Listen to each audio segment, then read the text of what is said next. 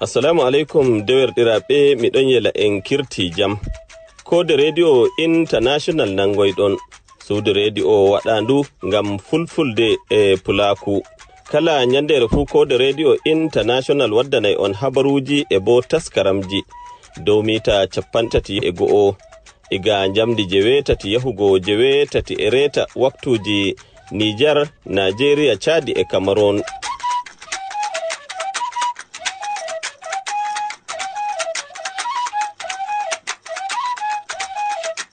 yettore hotani jawmirawo mo mangu mum ɓurka faamu neɗɗo kawtuɗo en ha kikiɗere nde hande nayi lewru jukoko mi wiya 7 hitande ujunaji 2024 koɗo yaada be 29 haram mawɗo ko lewru muharram hitande ujunere e temeɗɗe 445 ɓawo yontere woore nde en keɓayno hawtugo nder jawleru nduɗo kadi jawmirawo yettama jamu heɓtama ɗum wakkatire nde lartugo kubaruji cembiɗi nder yontere nde ɗo hakkunde Afrika, Cameroon e non leyɗe duniyaru.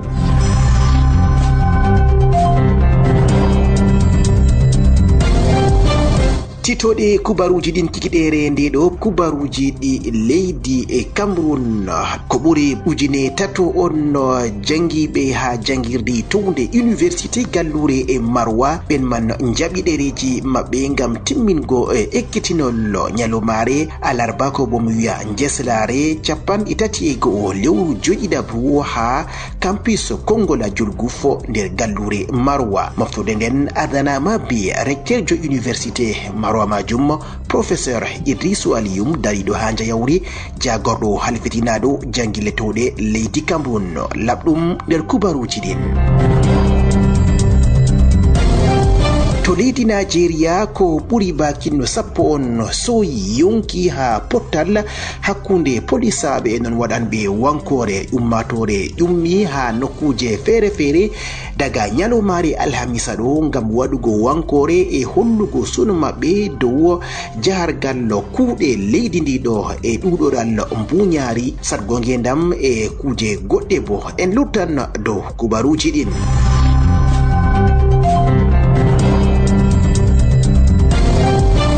fijo olympique Paris hitande ujunaji 2024 ɗum ɗo tokkitini ko fuɗɗamano daga 25 ko lewru joɗiɗabo non bo tammi timminego 11 lewru jotatabo ndungo nden ɗo leydi Chine ɗo tawe ha arande be bakinno gettoje 37 nder maji ɗo tawi 15 on ɗe kanyeri e non leydi America ɗo tokki e leydi Faransa ɗo tawe ha darde tatabre en lortan dow leyɗe ɗen no taweteɗe ha 12 nder kikiɗere ndeɗo on jaɓɓama ha wakkatiri nde kubaruji duniyaru nder yontere gonɗo ha yeeso fandu haala Rufau Baba Shoriya non bo ha hawtuki koli kangeri Shoybu Gambo wiyata on jooɗi boɗɗum kubaruji labɗi cahiɗi nder maƴƴande yitere.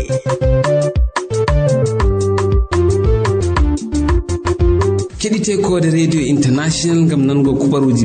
belɗi e taskaramji feere ngam ta on daɗe.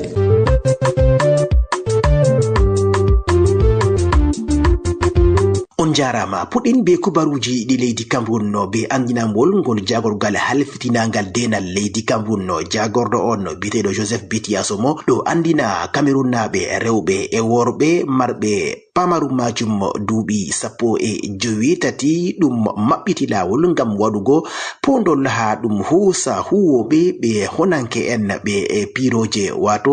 wato honanke en ɓe dow ɗon man daga 25 lewru 11 abru yuttugo 15 lewru 17 hitande ndeɗo. Ngam majum jagorɗo on no andini ɗum tammi bo waɗego pondi majum hakkunde Yaoundé, Douala, Bafoussam, Marwa e Ngaoundéré. En tammi lortugo dow deidei ko handi waɗe be kala Cameroon najo goto fu giɗɗo nasugo kuuɗe ɗe honanke en ɓe piroje ha nder leydi Cameroon ha fodde ragare kubaruji ɗin. Kubaruji nder asawere. Jangirle cakaje ɗum tammi wadgo njobdi jangirle majum be kala ko moy fu lamba ko ɗum tammi hokkugo pukarajo goto fu daga nastugo mako ha jangirle majum e non ha yottugo suudu suudu ragareru wato suudu joɗiɗabru ko wiyete terminal e ɗemgal faransa walla. Jonde mapindire waɗama ngam lartugo jahargal no ɗum yoɓirta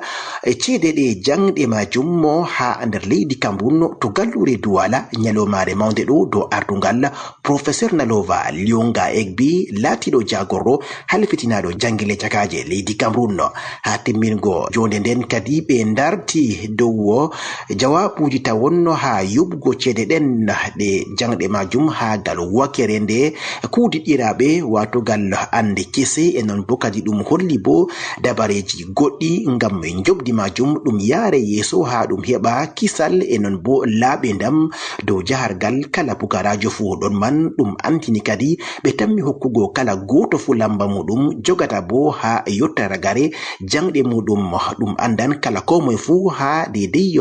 jahargal jangɗe muɗum suudu ndu o woni jangirde ko ndiye fu ko ɗum jangirde nde dawla ko bo ɗum laatay e dawla. Ɗum tammila dow kadi hunde on cembinde masine e haɗata bo waɗugo nguykaji e sonde laaɓe ndam kuuɗe ha nokkuje feere feere nder leydi Cameroun. Professeur Nalova Lyonga on man yetti ɓen kudiɗiraɓe gal wakere nde jobdigal ande lambiɗinaɗe ha ɗum yaha yeeso be jahargal kuuɗe ɗen. Jone majum waɗama be yalɗirki bindowo ha babal ngal kuuɗe gouverneur jo diwal Dande Mayo Aboubakary Hamman Ciwto e non kudiɗiraɓe gal wakere nde ɓen ƴewnirkoy téléphone ji e non ardiɓe gal bakkeje ɗe jangɗe nder leydi Cameroun. Kubaruji nder yontere. Joɗen gal wakere nde ardungal leydi ndiɗo ha diwal cakari jagorɗo halfitinaɗo laamuji ha nokkuje Paul Atanga Anji waɗi kuuɗe cembiɗɗe nyalomare salasa 30 lewru joɗiɗabru ha nokkure witende Sam nder gallure Yaounde. Ɗum babal on ngal wala nyiɓalo e ɗum suɓi ngam wulugo buhuji 52 kuje ko wiyete cannabis guykinojum ko ɗo fonde bo be kilogramji 1,914 e piccal 9. Ɗum laati guykinojum majum ko nangama nyalomare 2 lewru joɗiɗabru to gallure Yaounde majum. Ha nder wakkatiji ɗi kuuɗe honanko en wato ɓen polisaɓe ɗum nangi ɓen waɗanɓe filugo sankitanɓe hunde bana nden ngam wonnugo jahargal jonde derke en e ko nandi e majum e non waɗanɓe bonondaji ha nokkuje feere feere. Ha nder ɗon majum ɓe nangi bo ɓen waɗanɓe gal wakere ɗon man ha lugguɗum man taweteɓe ha jongore buyi nder diwal Woyla hirnange ɓe ɗo callina bo ha gal nun diwal hirnange leydi Cameroun e ha ɗum yotta gal wakere nde woylari leydi ndiɗo. Ha ɗon man kadi ɗum nangi be kudiɗirago hakkunde polisaɓe e gendarmerie nationale e kudiɗiraɓe woɓɓe ha jonde ummatore. Ɗon man wulama ko ɗo fonde bo be ceede muɗum millionji 400 ɗe franc CFA. Jagorɗo on andini hunde nden laati nyiddunde ha kuuɗe derke'en e non bo jonde muɗum e ɗo ɓedda bo bonondaji ha kisal e ko nandi e majum. To diwal Sibatu Woyla gouverneur jo diwal ngal Mijiawa Bakary ardani nyalomare alhamisa go'ore lewru jotatabruɗo ha sangere nde ɓen yaruɓe ɓe Minawawo nder jongore mayo Canaga. ɓen man dokkama dokke cembiɗɗe ko waɗama be horejo leydi Cameroun mo laɓangi daraja muɗum Paul Biya ɓe bakinno 1998 on tawete ha nokkure nde ɗo ƴumminoɓe daga leydi Nigeria ngam bonondaji e ɓillaji kaɓe e non bo ɓillaji ɗi Boko Haram. Horejo leydi Cameroun ngam hollugo wallinde muɗum ha ɓenno yidanɓe be ɓillaji feere feere o hokki dungayere kadi ɗum wurtina ceede ko yahanta million temere ceede ɗe franc CFA ha ɗum soda nyamete ɗum e kutinirteɗe goɗɗe arandeje ha joni ɓiɓɓe adama. Ha ɗon man ɓe bakin 1998 on ɓe nyaruɓe daga leydi Nigeria taweteɓe ha nder leydi Cameroun ha nokkure ndeɗo e non bo ban ko ɗum andini kala lewru fu ɓe ɗo keɓa ɓikkon bakin 50 ɓe ɗo jaha yeeso yeeso e ɗuɗoral maɓɓe. ɗum man hani kadi ɗum ɓeddana ɓe wallinde. dawla leydi Cameroun be taskaramji muɗum e kudiɗirago kawtal leyɗe duniyaru ɗo habda ngam bo ɗum hora woɓɓe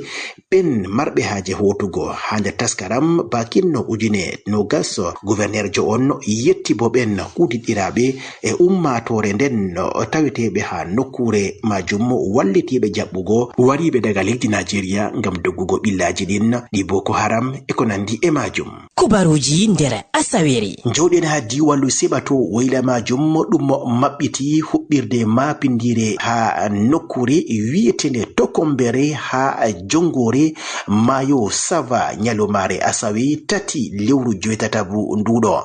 ha babal biyetengal Mada Kolkoshe nder arrondissement Tokombere on biyeteɗo Hamadou Moustapha jagorɗo nelaɗo mo kudiɗirago ha ardungal leydi Cameroun dari ha jayawori horejo leydi ndiɗo ngam maɓɓitirgo huɓɓirde nden cembinde nde hokkata yite lamtarki ha nokkure wi'etende Tokombere. Be yalɗirki bo Kavayege Jibril horejo mo Assemblée nationale majalisaru famado leydi ndiɗo e kayum on kadima be wallinde muɗum onno ɗum waɗi hunde nde cembinde ko laati bo arandejum nder taskaramji goɗɗi ɗi dawla leydi Cameroun be horejo muɗum Paul Biya ngam waɗugo babe ɗe gitele majum be jayawri nange ha commune ji bakinno joweego nder leydi Cameroun ɗum laati ha diwal Fombina, diwal Funange e diwal Sebato wayla e arandejum laati ha Tokombere majum ummatore yidande be ɓillaji ɗi soyde kuɓɓam wato yite lamtarki e keɓi kadi hoytimma cembitka masin be maɓɓitirgo huɓɓirde ndeɗo. kubaruji nder yontere. Ha diwal Sebato wayla majum université gallure Marwa sare andal bakinno ujune tati on ɓen fukaraɓe ha ton timmini jangille maɓɓe e non bo ɓe nasti ha luɓe kuuɗe ɓe dokkitama patakeji maɓɓe ngam seedaku 31 lewru joƴiɗabuɗo ha moftorde mapindiri ko professeur Idrissou Aliyum recteur jo université majum dariɗo ha jayawri jagorɗo halfitinaɗo jangille towɗe leydi Cameroun ɗum laati wakkatire cembinde masin on kadi nde ɗum o timmini hitande ujunaji ɗiɗi e nogas e tati yottugo hitande ujunaji ɗiɗi e nogas e nayi ha jawleru wi'etendo amphithéâtre 500 ha campus kongola julgu Fokodek nder arrondissement Marwa ɗiɗaɓa ɓen timminiɓe jangde maɓɓe laati taweteɓe ha calɗi bakinno nayi e non mo jangirle tati e université e gallure Marwa majum bana ko recteur jo on andini ɗum laati wakkatire on ngam timmingo hitande nde jangde e non ɗum laati geɓe feere feere on daga yebre hitande ujunaji ɗiɗi e sappo e nayi yottugo hitande ujunaji ɗiɗi e sappo e jowi e non bo yebre hitande ujunaji ɗiɗi e nogas e ɗiɗi yottugo hitande ujunaji ɗiɗi e nogas e tati ɓe fu maɓɓe kadi ɓe dokkitama patakeji maɓɓe e recteur jo on ƴoni ɓe be hutinirgo dede ande maɓɓe ha jahargal kuuɗe e ngendam maɓɓe ngam yarugo nokkuje meɗen yeeso.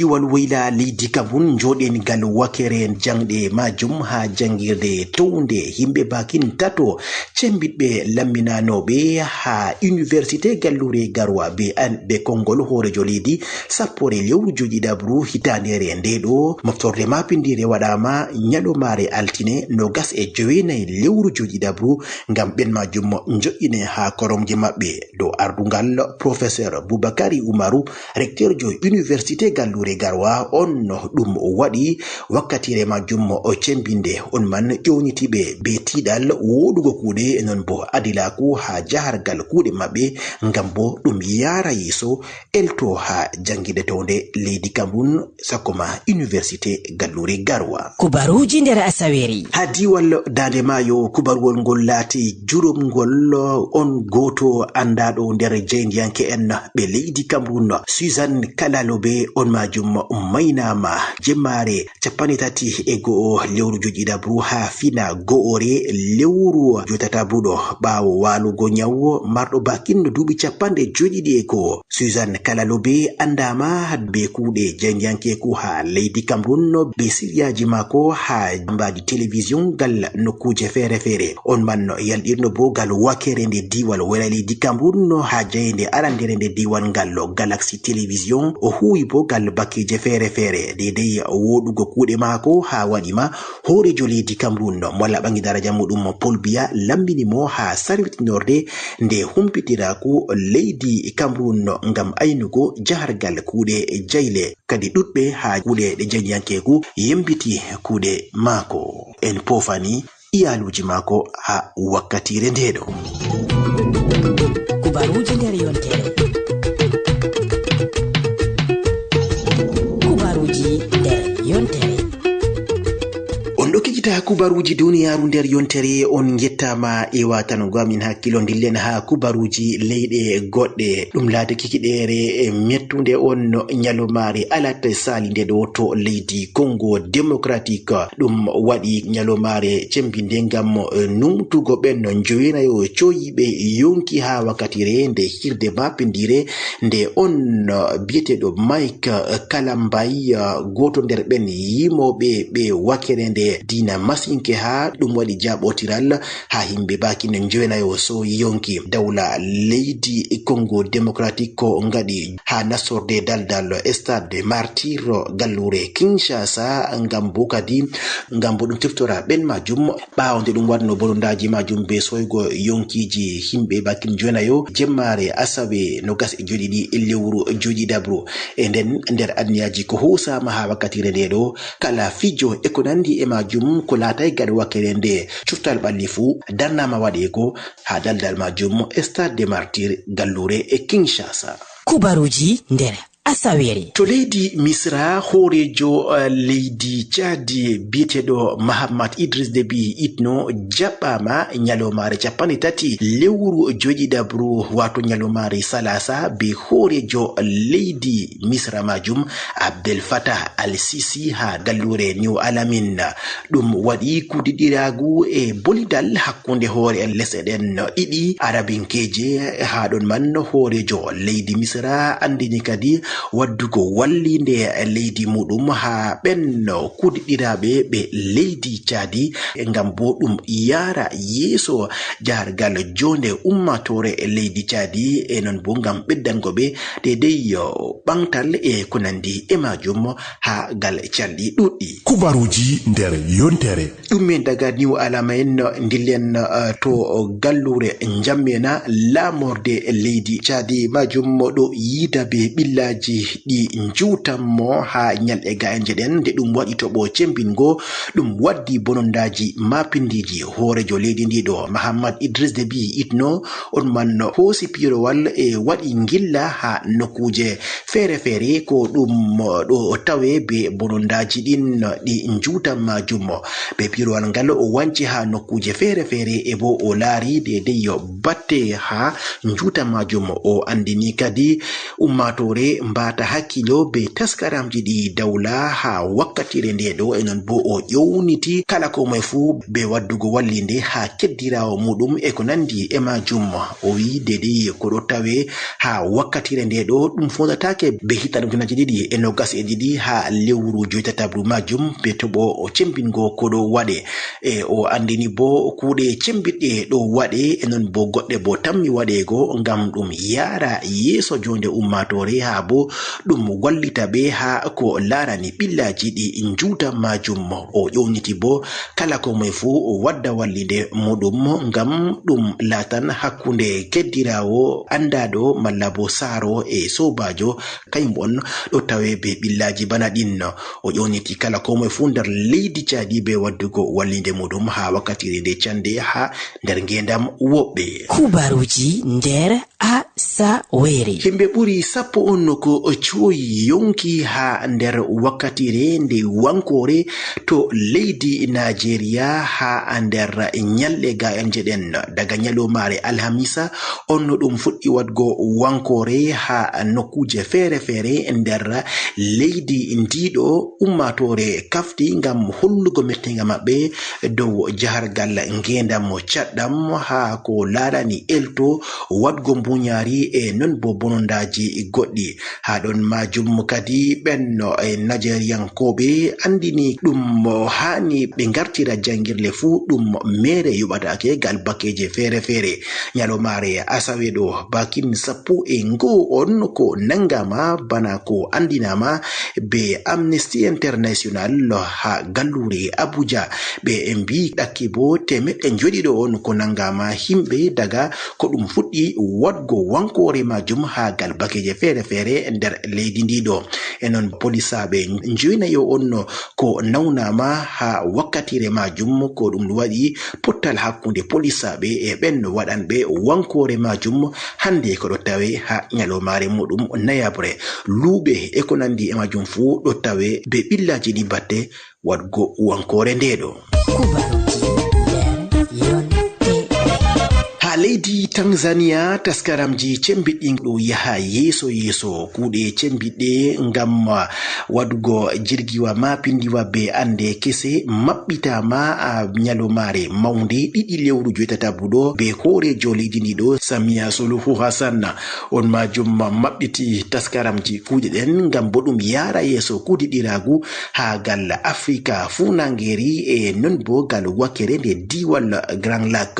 on man maɓɓiti lawol jirgi bakinno kilomitaji 540 hakkunde Dar es Salaam e Dodoma lamote leydi ndiɗo e ɗum laati kuuɗe on ko waɗama be kawtal gongal ngal leydi Turkiya ko wiyete Yepi Merkezi taskaram kuuɗe majum hoosi ko yahanta miliyarji 3 gotel ceɗeɗe dollar e non ɗum nasti nder taskara kuuɗe goɗɗe cembiɗɗe ngam waɗugo laabi ɗi jirgi majum ko yahanta kilomitaji 2,551 ha nder leydi ndiɗo ngam ɗum sembiɗina kuuɗiɗiragu ha filuji gal wakere nde diwal Grand Lac majum. Kubaruji nder yontere. To leydi Guinea Conakry ummatore pofti woɓɓe bo holli mettenga muɗum ɓawo nde gal wakere nde Sare Kita ɓe kiiti on biteɗo Musa Dadis Camara marɗo baki duuɓi 50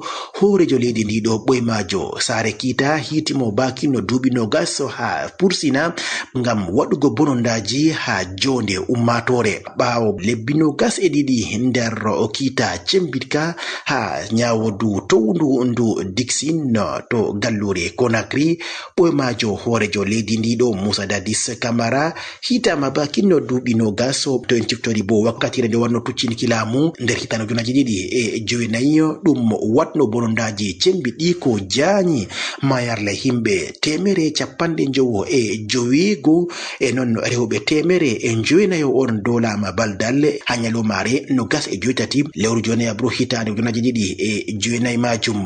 ɗum hunde on ko wari de'itini woɓɓe ha nder leydi ndiɗo e woɓɓe bo andini ɗum laati pamarum dedei bonondaji ɗin ko waɗama ha wakkatire nde o hoosino laamu to leydi ndiɗo. Kubaruji nder yontere. ha leydi Senegal ngam hollugo mboɗirka laamu e non no laɓɓingo ha ɗum haɓa be wakere nde mbuñaari horejo leydi ndiɗo biteɗo Basiru Diomaye Faye holli mardi muɗum e njobdi bana horejo leydi on majum andini kadi ngam ɗum laata be laaɓe ndam kala komi fu anda dedei yo mardi mako Basiru Diomaye Faye andini kadi o ɗo mari jibaji ɗiɗi ko wiyete compte bancaire ko ɗon mari nder ton millionji 22 cedede franc CFA e non bo ɗon mari motawa ngota ko o soodi millionji 19 cedede franc CFA e non ci'e goɗɗe e babe bo ɗe nyiɓaka njobdi mako lewru fu ɗo tawe millionji 4 e boro 350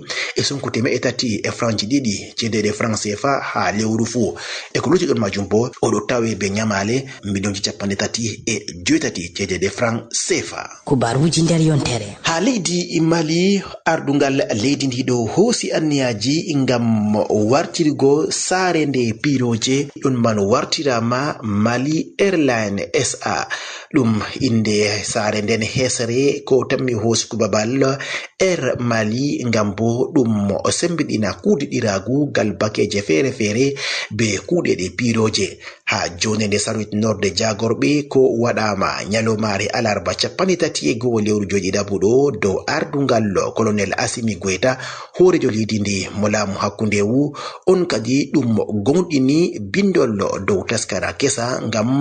waɗugo saare nde hesre nde piroje leydi ndi ɗo ko wiyete Mali Airline SA. bana ko ɓe andini kadi ɗum tammi wallititgo e non bo ɗum huytnan kuudiɗiragu gal bakeje feere feere ha leyɗe goɗɗe be leydi Mali gal kuuɗe ɗe piroje.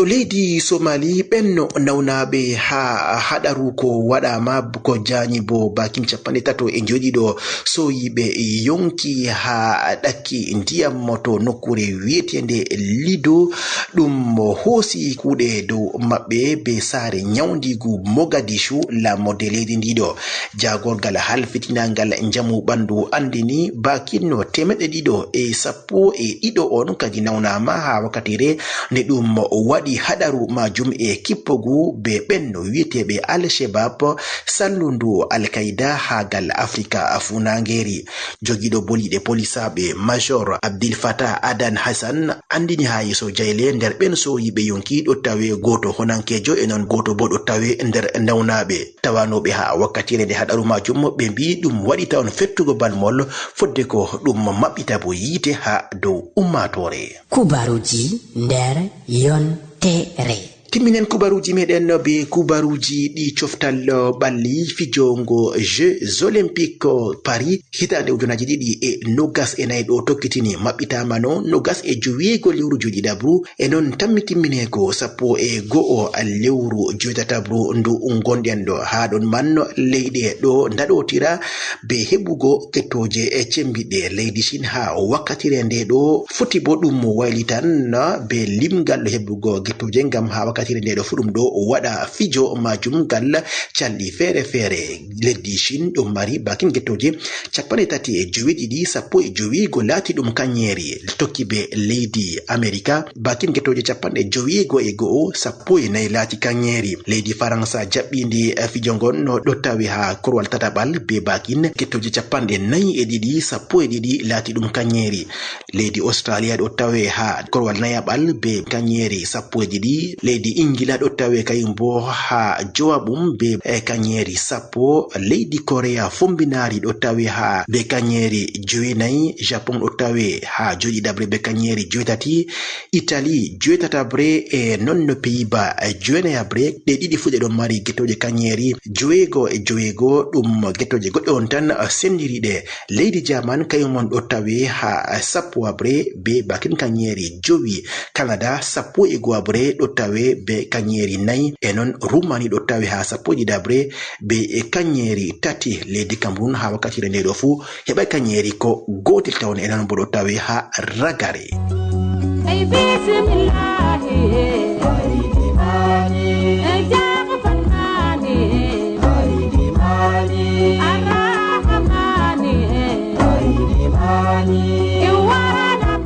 sobiraɓe wondiɗiraɓe on gettama yewtan gomin hakkilo ha ɗo kadi e toɓɓe kubaruji duniyaru nder yontere Rufa'u Baba Shoria Shoybu gam mo wiyata on jangin duren demen gam yarugo nokkuje meɗen yeeso. on jarama.